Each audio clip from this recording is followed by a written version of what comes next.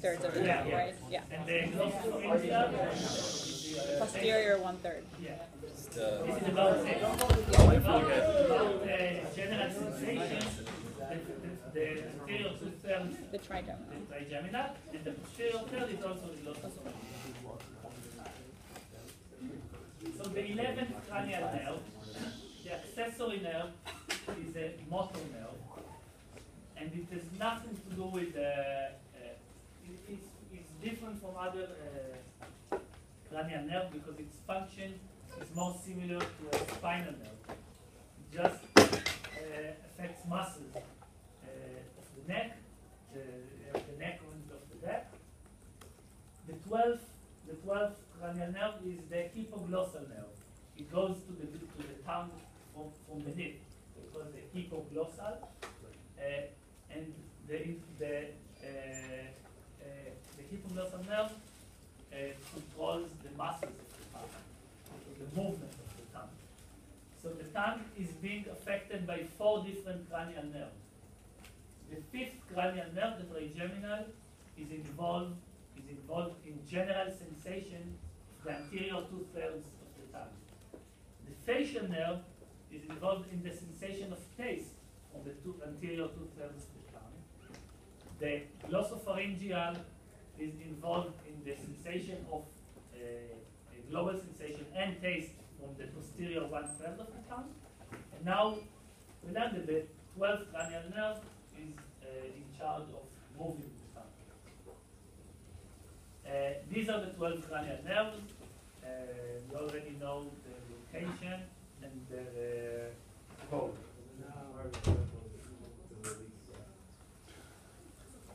So the last thing we need to cover, and I don't think it will take us too long, is to talk about the ventricular system.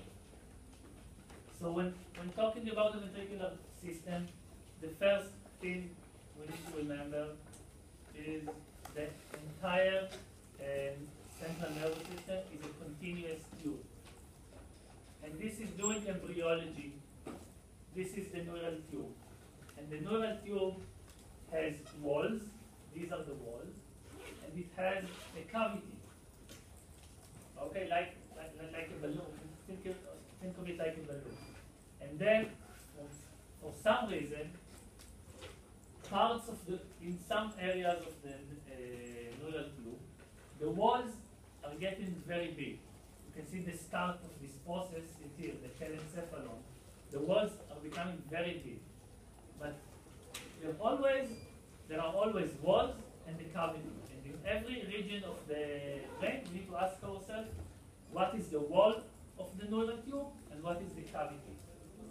This is another way of looking at it. So if you look on very simple creatures, or if you look on embryos at the earlier stages, it's very easy to see the cavity and to see the wall. But when the telencephalon is getting so big and other regions change the structure also, something like this is the telencephalon, suddenly it becomes more complicated to detect the cavities and walls of the tube. This is another way of looking at it. So this is the start of the enlargement of the telencephalon. At the beginning, when I look at the brain from here, you can see that the cavity. So this is the ventricular system. It's going to be very difficult to see it in the lab because the ventricular system, you can't see the ventricles. You can just see the walls. The only way to see the ventricles completely is to look at the model. So this is an anterior view, this is a lateral view, and this is the very unique shape of the cavity of the neural tube. And the reason we get this C-shaped ventricle is because of the enlargement of the telencephalon, because of the growth of the telencephalon. And the telencephalon is not growing the same to all directions. The telencephalon is growing towards our towards our temporal lobes. The creation of the temporal lobes take the cavity of the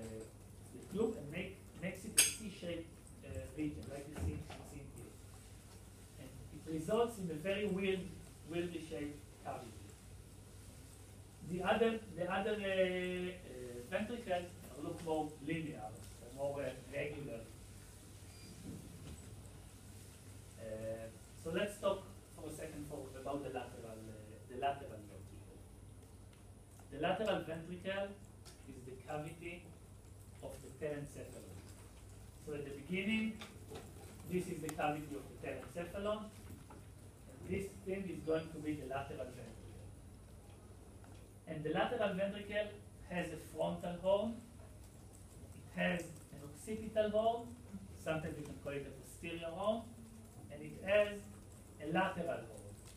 And the lateral horn can also be named temporal horn, because it's both lateral and it's in temporal horn. So temporal, frontal, and posterior horn, the lateral ventricle. Horn. Okay? You want me to write it down? Horn. I got it here. The combination of H and R are not very good for Middle Eastern accents. Anyway, so there is anterior, lateral, and posterior.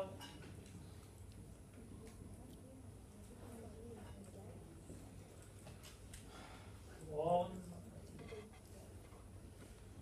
of lateral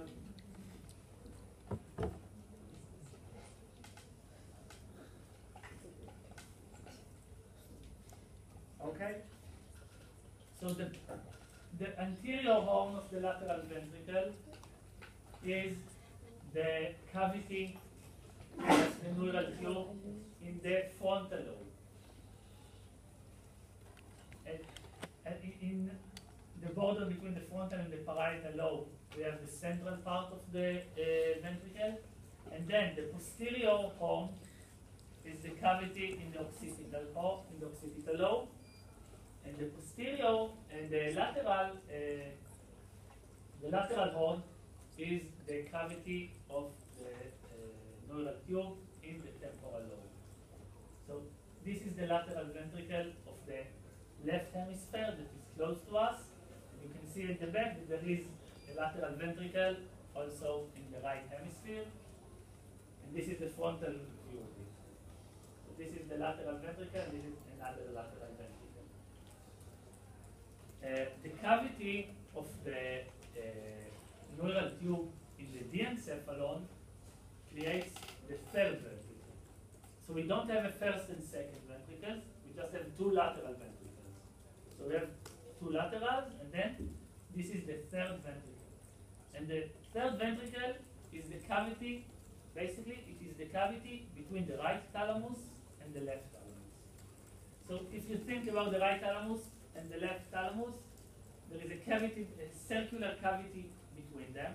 But if you remember, the two thalami are connected through the interthalamic adhesion, the massa intermedia. Are you familiar with this term? So they are connected like this. So the third ventricle is more of a donut-shaped formation. It's not a complete circle because there is no ventricle in the place that there is a massa intermedia. So the hole we see in here is actually not a hole. There's a substance in here. There's a massa intermedia here, and in here there is just cerebrospinal fluid. There is no so this is the third ventricle. What's the hole in the third ventricle? What substance is in there? The massa intermedia, or the interthalamic adhesion. What is it called? Oh, what is it? You asked what is it?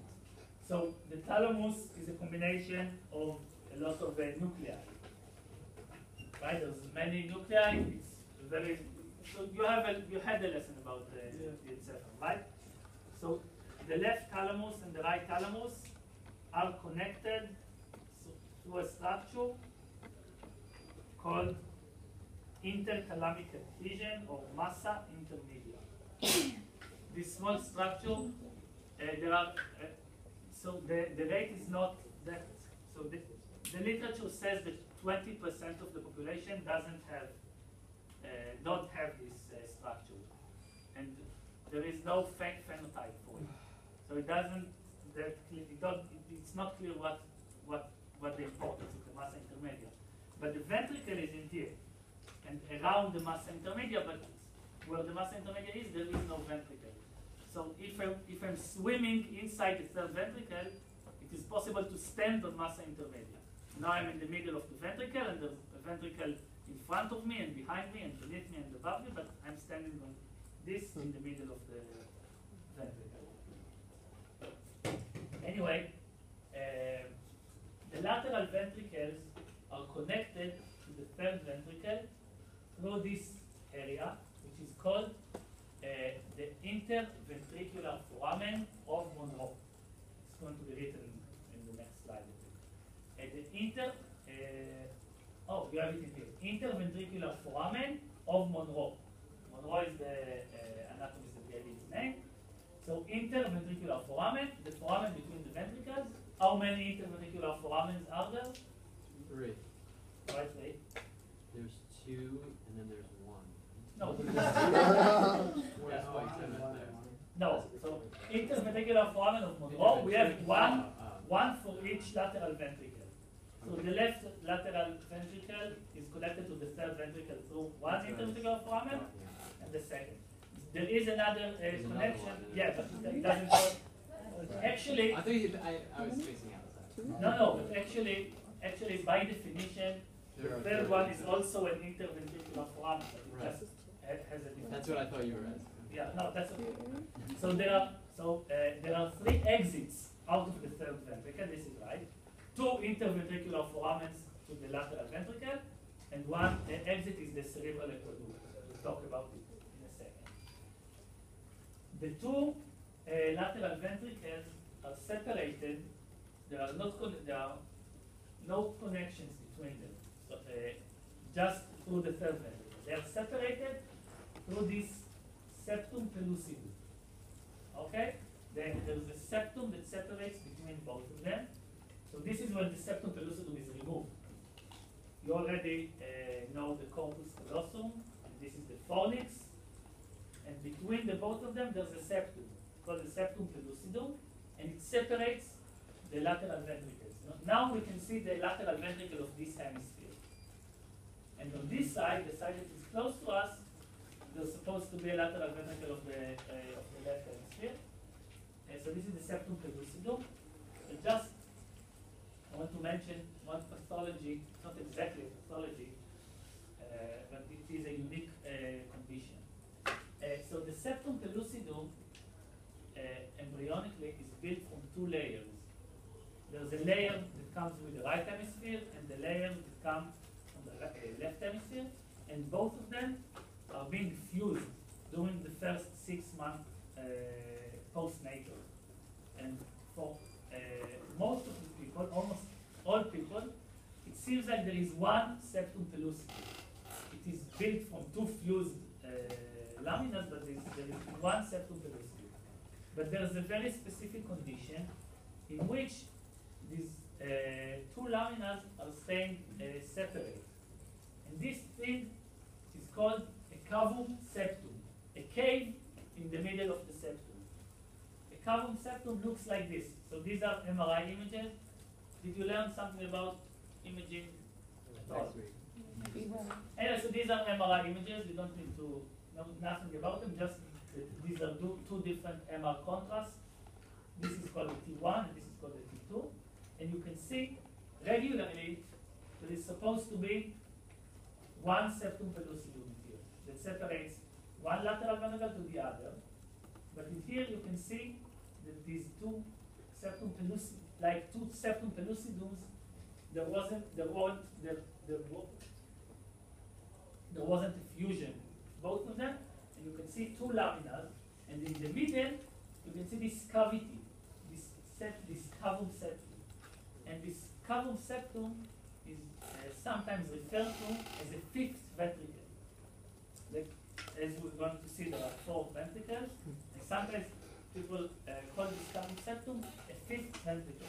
It's not entirely correct because the cavum septum is not continuous with the ventricular system.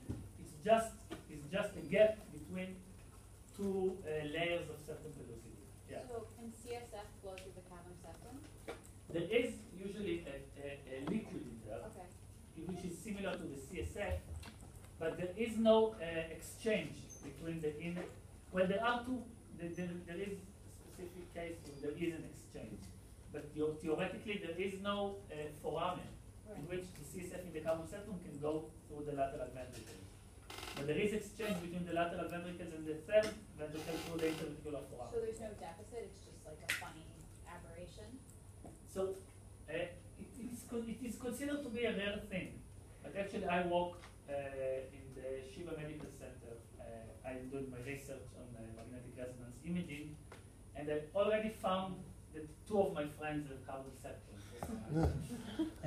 I scanned more than 200 patients, so not patients, but healthy samples. So the fact that I have found two is not that meaningful, but it is theoretically one of us. Well, I saw my brain, but one of you may have cavum septum and it doesn't affect you. Sometimes they want to follow and make sure. Well, when you see the cavum septum, let's look at it in here. This is the cavum septum. The corpus callosum is being pushed a bit superiority, and the thalamus is being pushed lower. So we need to make sure it doesn't cause changes in pressure, in intracranial pressure. But most of the time, it has no effect whatsoever. But when talking about the ventricular system, I think it's important to mention this so-called fifth ventricle, although it's not really a ventricle. It's more a cavum septum, a cavity or a cave inside the septum. There was another question on that side? I was going to ask if the defect has, like, pathology, if it, like, how does it affect a person? And when it does. Well, my friend finished his PhD in statistics. So it doesn't affect. Makes it harder. It makes you wonder who wants to do a PhD in It's statistics. just a variant. It's just a variant that you've noticed. Yeah, but it is classified as a pathology. So let's say you're doing an MRI scan for completely different reasons. They will call you and say, we found something, and then we'll say it is meaningless. Maybe they will call you back after a couple of years just to see that there aren't any changes in pressure, but it's not considered something dangerous or something with an effect. Okay, so this is cavum septum. So now I'm going to describe the entire ventricular system, and I'm going to do something a bit different. So for me, the ventricular system always looks like a rubber chicken for some reason. And to help you imagine it, I think it's going to, bear with me, I think it's going to help you remember it. It looks a bit like a chicken, right? So we have the head of the chicken, right? So the head of the chicken is the third ventricle. With this eye in the middle, as I mentioned, this is the location of the massa intermedia or interventricular foramen, or interthalamic adhesion. It's the same thing. And I said earlier that the third ventricle has a donut-shaped form, but it's not completely true. There are recesses in the third ventricle. So the structures in the wall of the ventricle affects its shape. So in here you see like the beak or the mouth of the chicken, you can see these structures. So this recess of the third ventricle is caused by the optic chiasma that is located exactly in here. So this is called the optic recess, and just beneath it there's the infundibulum of the hypophysa. Remember the stalk of the pituitary gland. So this is the optic recess, and this is the infundibular recess of the third ventricle. And this is what causes this weirdly shaped area of the third ventricle. So CSF can go in here and in here, just because of the shape of the optic tract and chiasma and the infundibulum. And at the back of the encephalon, we have the pineal gland in here. So again, when we're talking about the ventricles, the walls are the things that are not shown in here, but in here there's the pineal gland. And we have a recess above the pineal gland, the suprapineal recess, and in here, the infrapineal recess. Okay, so this is what we can see here. So the third ventricle has these recesses. Optic recess, infundibular recess, suprapineal and infrapineal recesses. And this is the third ventricle. This is the interventricular foramen of Monroe. This is the second interventricular foramen of Monroe. This is the lateral ventricle, we talked about it. And this thing that looks like the neck of the chicken, this is the cerebral aqueduct. The cerebral aqueduct is the cavity of the neural tube inside the midbrain. We already saw it in the cross section and the periaqueductal layer around it. This is the cerebral aqueduct, and the cerebral aqueduct connects the third ventricle to the fourth ventricle. So, besides this so-called fifth ventricle, in the normal way, all ventricles are connected. So the cerebral aqueduct connects us to the fourth ventricle, which you can see in here. So the fourth ventricle has a triangular shape in here, and we already mentioned that the anterior wall of it, which is basically the floor, if it was an alligator, is the pons and the medulla, and we talked about the roof. So this is the fourth ventricle. And the fourth ventricle actually has 5 exits. So one exit is the cerebral aqueduct, which we just mentioned. The next exit is in here, the central canal. The central canal is what I showed you in here. So the central canal is the cavity of the neural tube in the spinal cord. Very thin canal, this is here. This is another example of how the entire ventricular system is continuous. So the fourth ventricle has one exit through the aqueduct and another exit through the central canal. But all of these 2 exits are internal. A water molecule that wants to go up in here or down to here stays inside the ventricular system. But a water molecule can leave the fourth ventricle and exit the ventricular system through another 3 exits. So I said there was 5. I just saw 2 of them. These 3 additional exits are called apertures.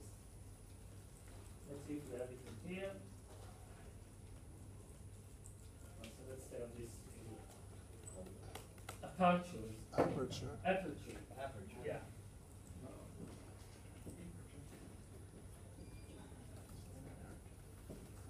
Okay, so the aperture. There's one medial aperture in here and 2 lateral apertures.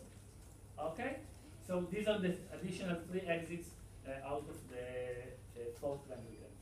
So inside the ventricular system, there is a cerebrospinal fluid, CSF.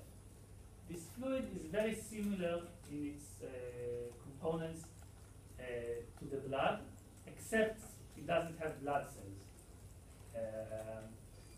But it's very similar to the plasma of the blood.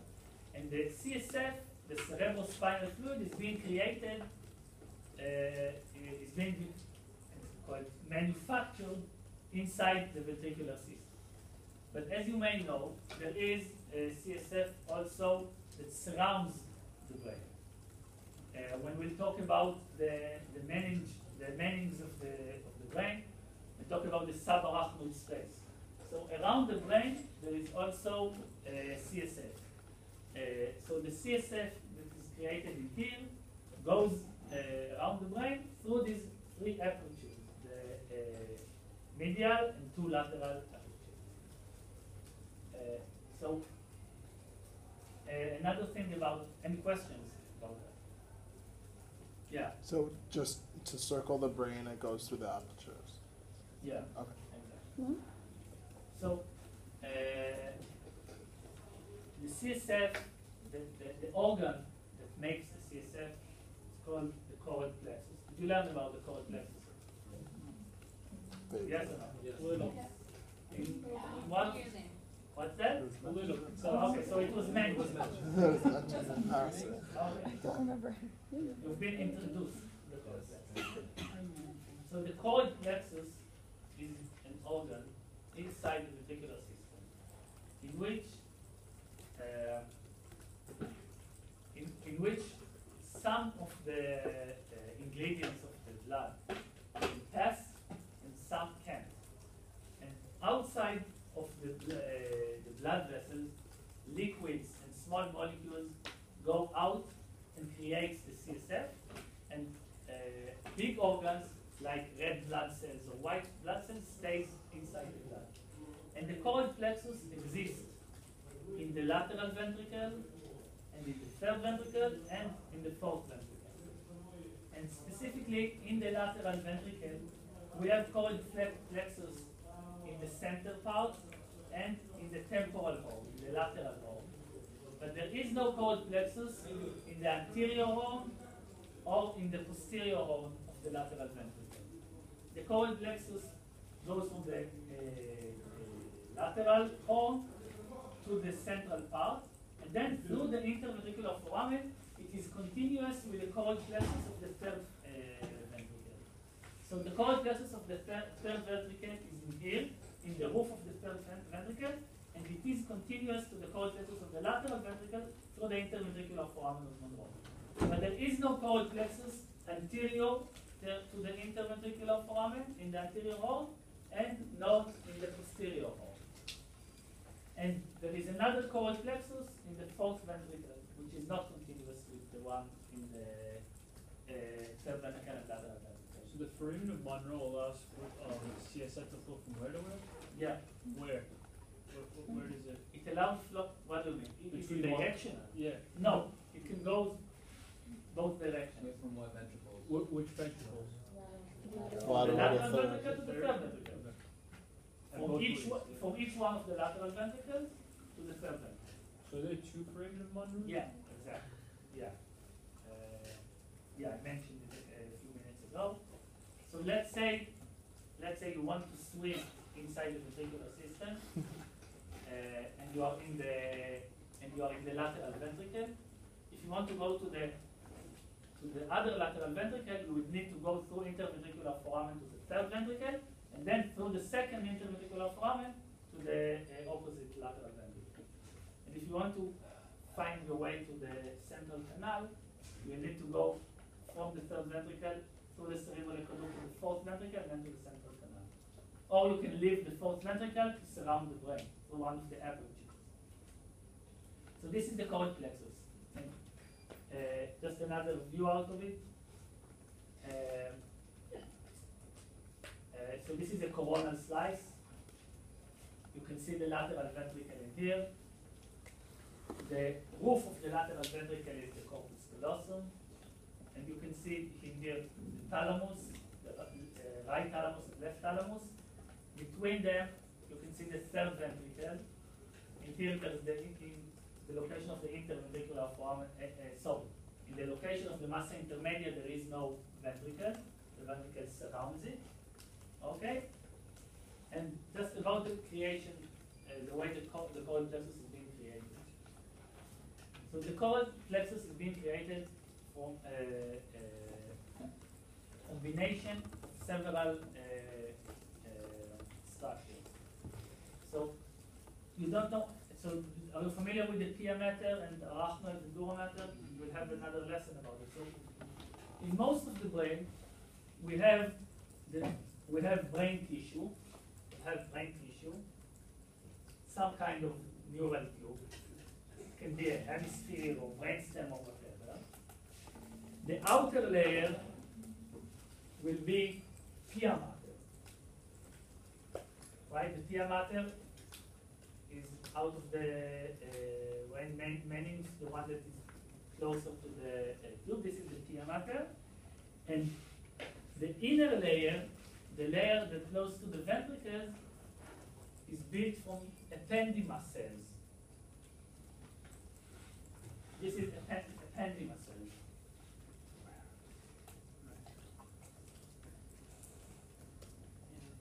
Ependyma.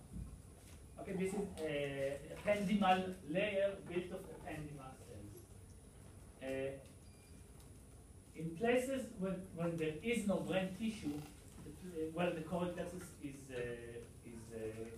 created, the pia mater is touching the ependyma, and the combination of pia, let's think of it of something like this, at the end of the tissue,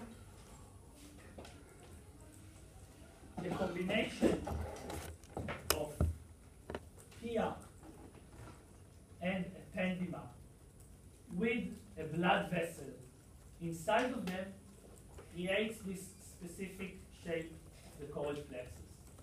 And the ependymal layer is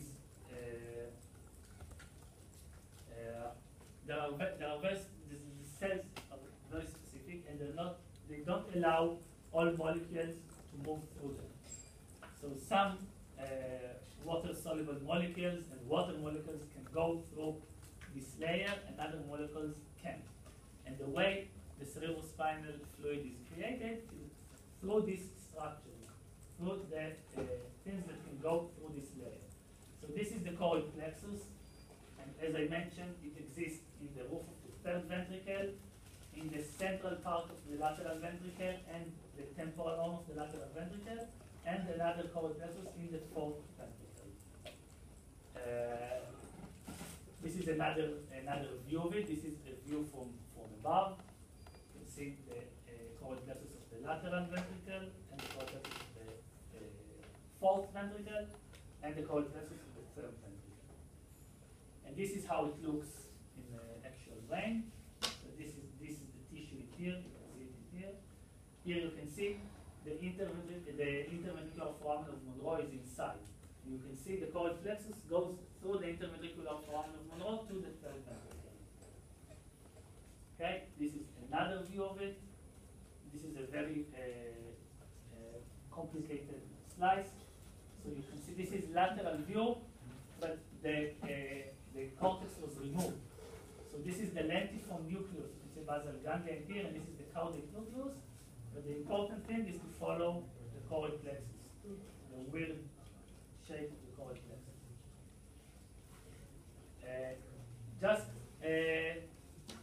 One thing to mention about the choroid plexus. So we'll talk about the subarachnoid space and the CSF that surrounds the brain in a different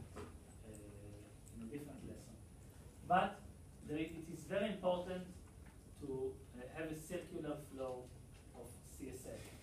And all of the time, CSF is being created, and it needs to be reabsorbed to the blood in order to keep the intracranial pressure stable.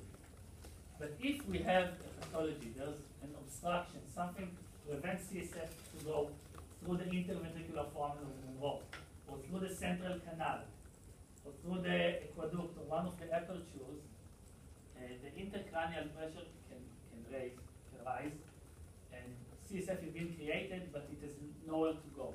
And then the pressure inside the neural tube is increasing.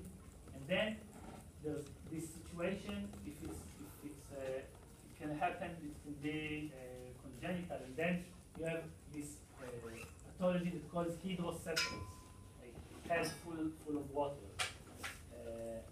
And the way to treat this phenomenon, you can see enlarged ventricles, CSF is nowhere to go, and it pushes the walls of the brain towards the cranium. Then you can get this weird shape. And the way to fix this issue is to insert a shunt, to insert something that can take CSF out of the ventricles, and doing, you need to do something that, how do I say?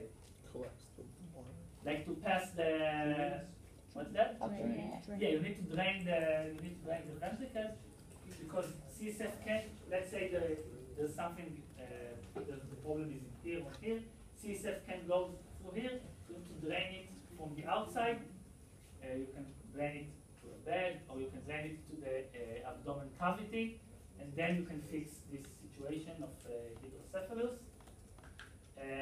And that's it.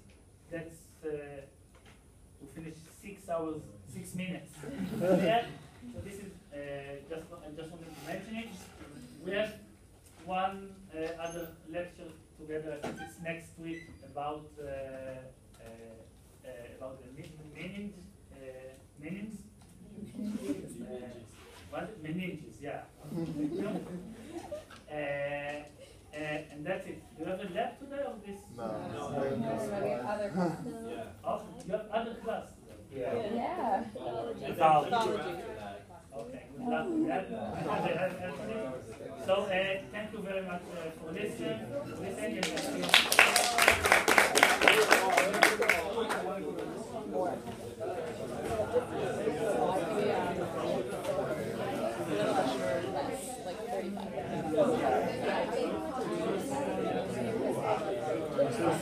These are one bedroom. Oh, is it Thursday? Is this a level? I mean, that's those. I mean, that makes sense. Like, I wasn't thinking that. Like,